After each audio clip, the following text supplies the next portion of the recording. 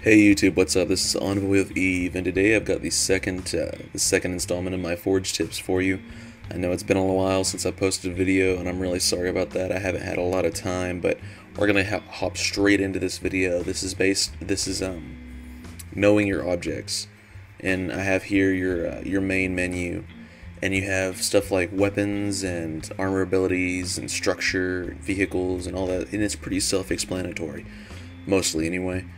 I'm only going to be showing you a little bit because I want you to play around with the objects just to get to know them yourself rather than me have you explain what to do with them. So, and right here I'm just messing with some random stuff, giving myself time to talk. This is going to show you how to set up teleporters, by the way. So, knowing your objects is extremely important. There's lots of different ways you can use your objects, and when I say objects, I'm talking about things in general, about the general forge items, even teleporters. You could use an inactive teleporter to maybe block a little hole that somebody could snipe through or something. There's all sorts of stuff you can actually do if you really think outside the box, and that's really what forging is all about, is thinking outside the box and using what you have in a way that it was not originally intended to be used. Now, of course, you're going to have to use building blocks or something like that for the floor, but if you had enough of them, you could even use teleporters for floors, and that's a big constraint, is not having enough of a certain object. I was going to build a very sophisticated, rather large map, and I discovered that I actually did not have enough building blocks to finish it.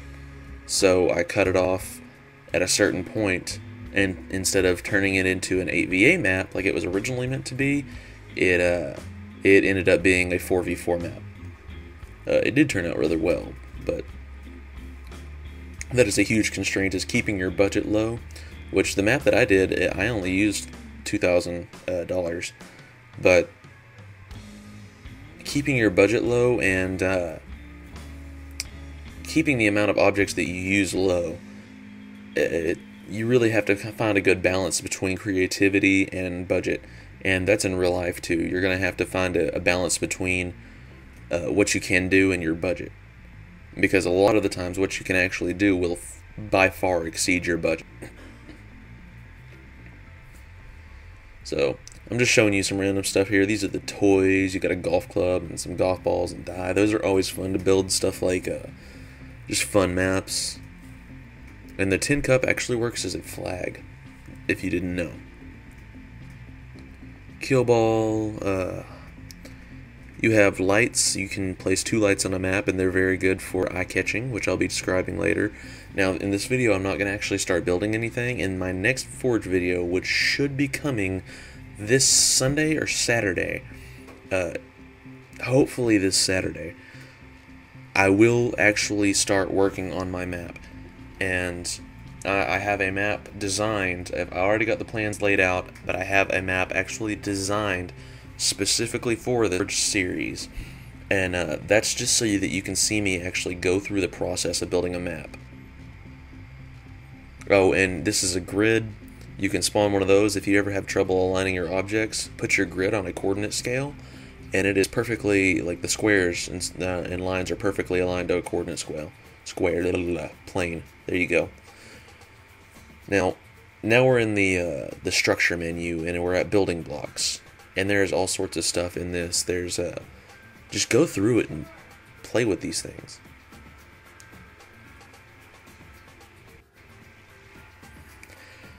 I think you'll be really surprised at what you can actually accomplish just by playing with some of these objects.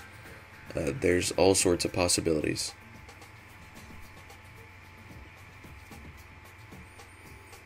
I do advise you to go ahead and go through your objects menu, including building blocks and stuff like that, and just take a look at what they are. Maybe play around with some of them. Just connect. One challenge you could do. I challenge all of you right now. One of each thing on the map. You can only use one of each object. If you can do that, I will feature it on my channel. I promise. As long as it's an actual map and not I mean, well, it doesn't even have to be a map. You build a structure, but you can only use one of each thing, one of each object. I'll be checking, so you can try that. I will feature it on my channel if you actually pull it off. So there's a challenge for you, and that'll be good practice. Just ticks down.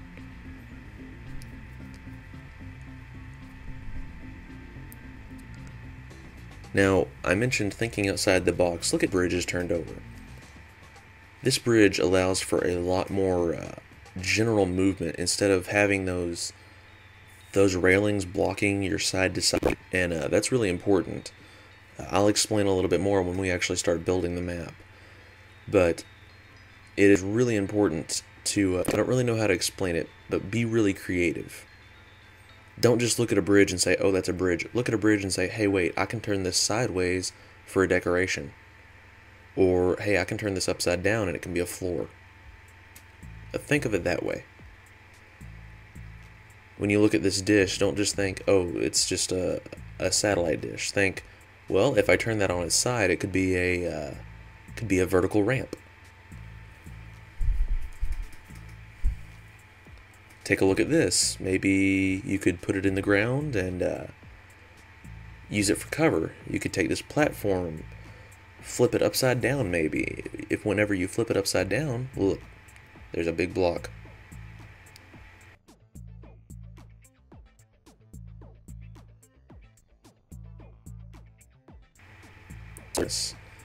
So really just think outside the box. Yeah, even this thing, newest map, uses these for decorations. They mark like sides of the map, like red and blue corner and green and yellow and stuff like that. Mainly because they have a very vibrant color to them, and a lot of things that have vibrant color are going to be really useful to you in eye-catching and path manipulation, which will be discussed when we actually start building the map.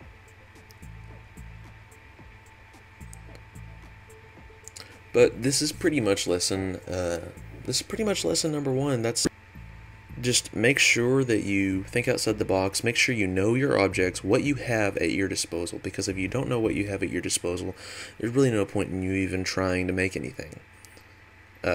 Play around with them, connect them, or a map or something cool with just one of every item. Unless, of course, it won't let you use one of every item, such as the lights. You have to use at least 2 lights on your map. You have to use 4 special effects, but they all have to be different special effects. Juicy, or colorblind, juicy, next gen, and old timey. It's kind of cool.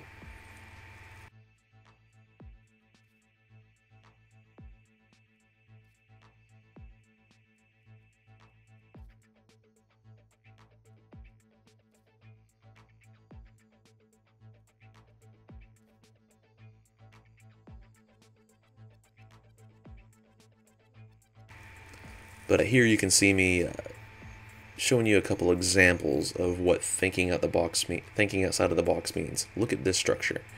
I took a triple room, set it into the ground just a little bit. Looky here, all of a sudden you have this really cool structure that provides a lot of cover. It's got these pillars right there. It looks cool, it looks good, and it can even provide for some really nice gameplay. Because check out these barrel things, these circular things here. These would allow you to get a quick height advantage on your opponent. Not only that, but it can function as eye-catching. Check out how. So just it's the little things like that that are gonna really start from other people's maps.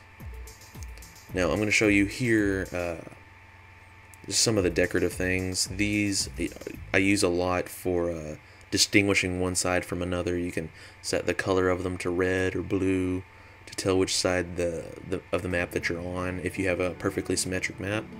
Sometimes it's a little bit difficult, so use these. Large braces, I've used these for floors before. Connect like 70 of those things together and you have a pretty large floor.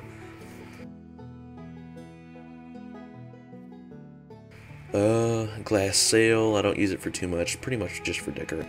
Railings are always the teleporter frame, which is exactly what it says it is, and it can also, if you think outside the box, it can double as a raised platform. Maybe you could put up or something just for interest.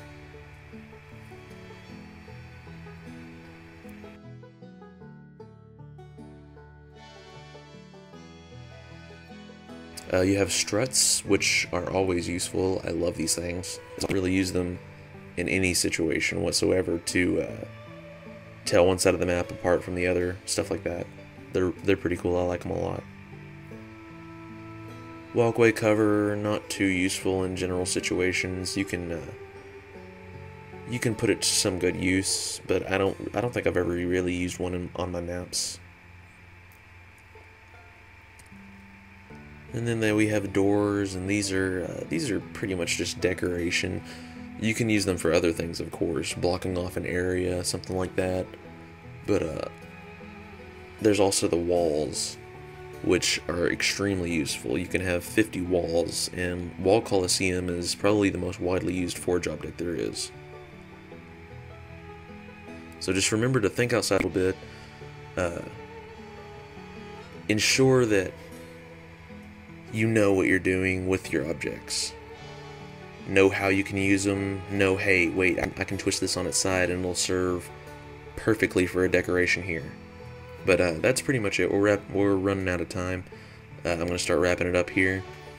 Make sure you subscribe to my channel. Give me a thumbs up. Comment. Tell me what you'd like to see in more later Forge videos. Remember, the next one is going to be actually starting on the map. So make sure to stay tuned to that. Subscribe to my channel.